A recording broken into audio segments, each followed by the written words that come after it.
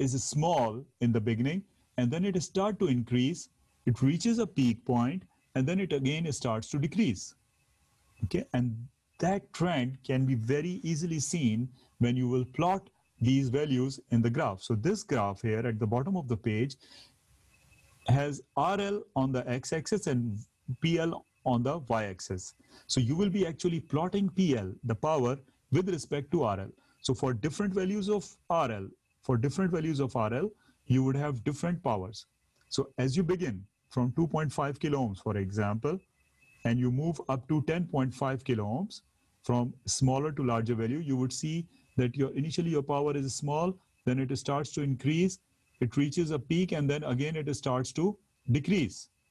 Okay, so this is the peak. This is the maximum power that is being drawn by a load resistance. And what is that load resistance? You can check it from your graph by projecting this peak onto the x-axis. So whatever value of RL you have here is the resistance, is the value of the load resistance that will draw maximum power.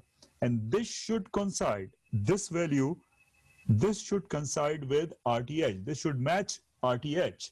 Which RTH? The RTH that you would have found here. So in this way, you can prove the maximum power transfer theorem.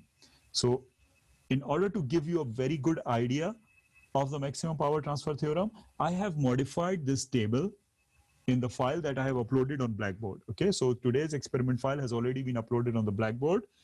You can see that I have modified this table. I have added some more entries here. For example, I have added 6.3 kilo ohms.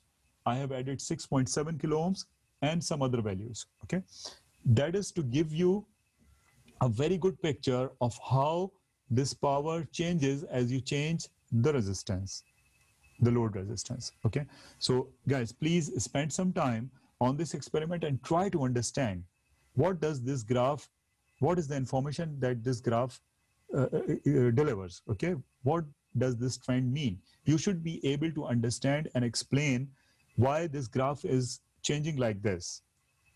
Okay, so this is an important thing that we are going to learn today. And as I said, as always, I will be present throughout the lab time on Zoom.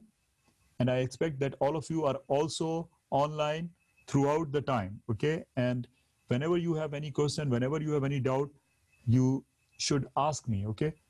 Don't just try to find these values and plot it without any understanding. Please, understanding this thing is very important. Okay, guys, so with this, I finish my description. These questions are also important. You have to go through all of them and answer them as good as possible. Okay, please try your best to answer these questions. Okay, so this is all about today's experiment. If you have any question, please go ahead and ask questions. I will answer your questions and then you can start the experiment. Thank you, guys. Yes, Rayan. So